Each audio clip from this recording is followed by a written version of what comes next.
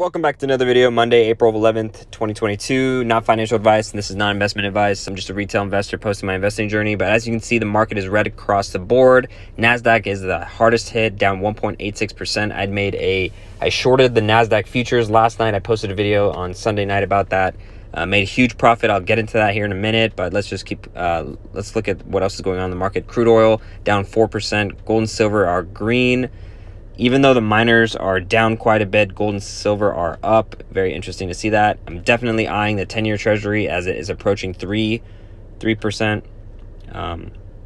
This could have a lot of impact on the overall market, specifically the Nasdaq, as it is so tech heavy and growth heavy.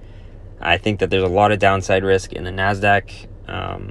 Looks like the dollar is flat against the euro and the pound, but it's up huge against the Japanese yen. Bitcoin is flirting with 40,000 or approaching it. Let's see if it holds that 40 handle. Now let's get into the portfolio where I can show you my massive futures trade. I made $5,245 from a contract that I sold last night, Sunday, around 5:10 p.m. As soon as the market opened, it was actually green a little bit. It was up like 1/5%. And that's when I decided to get in, and I was actually down $150, $200 at one point, and then the futures just started tanking. So I didn't sell until today. I sold at 14,095, so it's gone down a little bit since then. So I've cost myself a little bit of profit, but I decided to take my profit off the table. I did rotate into some long puts on QQQ just so I can have some downside risk protection and not be exposed in the futures market, because it is an extremely leveraged product. So I know what my risk and reward is when I own these options. Currently up $55, but this is just me rotating into the puts in case there's more downside risk this week.